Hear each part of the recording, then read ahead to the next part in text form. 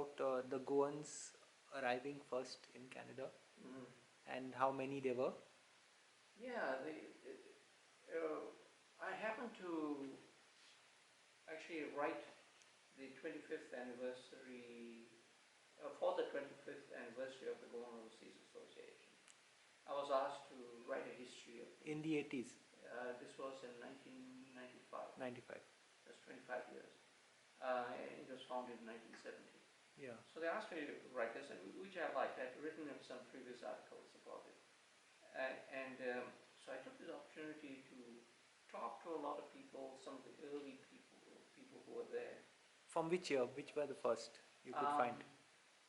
That's a good question. I will say one of the first. It turns out that, say, one of the oldest was Fred De Silva, who went on to become a developer.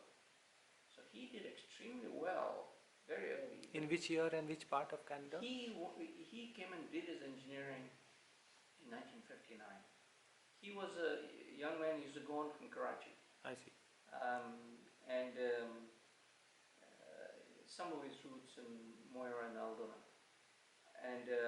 So he came to Canada. His elder brother was a huge developer in Karachi. So he branches out to Canada, and within, I think, 10 years or something, he had a big company called Bradson, and was large and did very well. So he was probably one of the earliest Goans to do very well. Let's say, so he was there early, but the bulk of the Goans started coming really close to 1970. So that in 1959, Fred would be there, but he would know hardly anybody. The number of Goans at the Toronto side would be probably something less than 100. I see. In the 60s. And then 1970 it comes to about 500. But mind you, in Montreal, there were around 1,500 or 2,000 Goans who had got there from Karachi. I see. And because they faced the pressure first, the Karachi ones. I suspect so. Yeah. I'm told that there were kind of religious stories and pressures. And in fact, when Fred De Silva's brother Jerome was a big developer, he was in partnership with a Muslim guy. They created huge developments in Karachi. And in fact, he even had a movie company. I see. And he created a movie that won the Pakistani equivalent of the Oscars. I see. In Urdu. I see. He left the country too. His partner told him, he says, they're not going to be a big space here for Christians. And so he decided to leave too. And yes, you're right, they faced pressures first. But I'm going to concentrate on Ontario more. Because even these Goans from Montreal, they came to Canada when, Montreal had their separatism issues. So 1970, there were about 500. Very quickly, they increased so that the point when I did my first proper estimate in 1982, when I was vice president of the GOA, and I'd done a survey of Goans. So I did some very interesting methods, which I probably shouldn't explain here, it would take some time. I was able to do some multiple kinds of statistics which feed on each other. For example, if you know what's the average family size, and then you know how many families there are, you can estimate what the population is. Well, I knew, for example, how many people were members of the Can Orient, which is the Karachi group, how many were members of the GOA. In talking to people, I realized how many did not belong to any association. And then I knew the family size from the survey I'd done. So I used all these to estimate the first population, and by 1982, I think it had reached 7,000, which is a phenomenal growth rate. So at that time, I was just doing numbers in Toronto, and now the estimates are something between 30 and 40,000. 30 to 40. Yeah, In Toronto in the Toronto area. area. And actually the rest of Canada is not that much. It's Okay. probably, if it's 5,000, I'd be surprised. I I don't see. have it with me now. No, but the most interesting thing was those figures, yeah, Oh, which yes. you put together and Yeah. I shared on the net. Yes, yes. So you have over the years developed statistics for Goan migration in every country virtually. Yeah, it's Can you fun. explain how you did that? Well, um, there was a gentleman from Britain. Um, oh God, how could I forget his name now? Anyway, he wrote a desperate article to one of my friends who also was also a former president of the jail. I don't know how he knew him, but and he says, well, if anybody, he wanted to have an estimate of Goan populations around the world for a magazine that he was launching in Britain, and a Goan magazine. So he wrote to my friend, and my friend said, if anybody knows it, would be John. So he passed it on to me. My first reaction was to tell that guy, no, nobody's done this.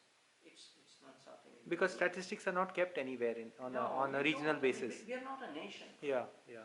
Um, And even the Indian nation doesn't have figures of how many people are all over the place because they don't register with the Yeah. embassies or something like that, Yeah. unlike some countries do. But I found ways. I mean, Okay. for example, in East Africa, at one time the census did enumerate Yeah, Goans. Goans as a separate class. Yes, and that the reason being is that Goans Were not Indians then. were Portuguese. Portuguese Not that citizens. they're not Indians, Okay. but they were Portuguese Passport holders. passport holders, and the British needed to distinguish those who were not under their control, if Yeah, you want to. yeah. So they actually enumerated. Okay. So I've got those statistics. Okay. Those are the only one of the few hard statistics you get. I see. What were the figures then? They were in Uganda. There was something like 4,000 at its peak. In which year? And that would be in late 1960s. 60s. Kenya had in the region of 10,000. I see. They were huge. Again 60s. Yeah, again 60s. Tanzania will be a bit bigger than Uganda, I think about 6,000. I see. So those are the numbers.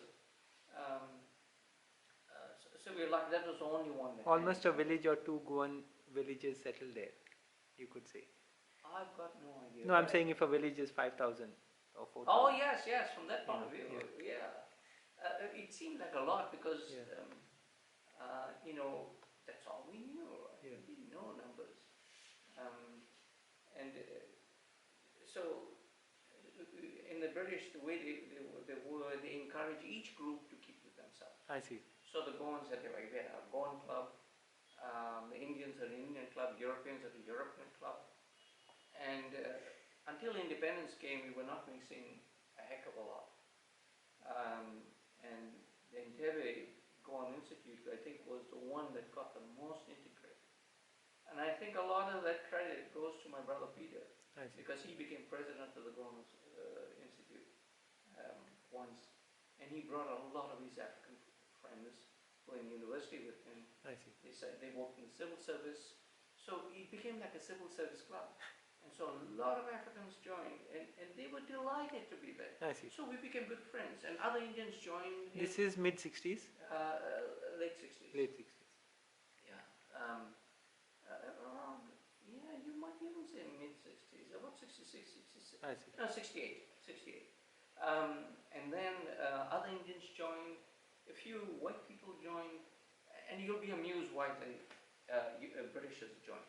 I gotta tell you this because you were making comments on Goans. We asked them one day, how come you'll have come and joined our club? You've got your European club there. Why do you come and join? Yeah. He says, no, we get so tired of going there. You go there and people are looking at your clothes and they're wondering what you're using today, and each one is gossiping a little bit about what they know about you. We come here to the Goan club and it's so free, everything is good. And I was just saying to myself, he doesn't know, we do the same thing. Yeah, but as an outsider, it's. Yes, that's the thing. And that's why a lot of things that Goans do, we think that nobody else does them, the negative things. Everybody's like that. True. So we've got to look at the positive too. So, Uganda Entebbe became it was a vision of what Uganda would have become. And it was really unfortunate things blew apart. But that's life, God sent it. Yeah. And nowadays, actually, the African Ugandans are so interested in what was going on. They're still trying to find out, and they write to Peter and to and I'm involved with that, on trying to get more stories about what Goans were doing in Uganda. I see. So anyway, that's a And you did the statistics of Goans in different parts of the world in that sense. Yeah. And each was a challenge in itself because. Yes, but I didn't take it seriously till this guy, and maybe by the end of this I'll remember his name. Yeah. Till he asked, and now I was going to write to him and say, no, these statistics don't exist. Yeah. And I said to myself, I have done some of the little bits and pieces over the years, and why don't I take this as an opportunity to force myself to do it? Because here's a hard deadline. Yeah. You need it quickly. And I seem to work a lot best under pressure. And if there's no deadline, you can take 5 years. Yeah. If there's a deadline, you either do it in 3 weeks' time or they don't want it. So, and mind you, I tell the same thing to the guys who used to work for me when I was at Bombardier. Be clear when your customer needs what you want.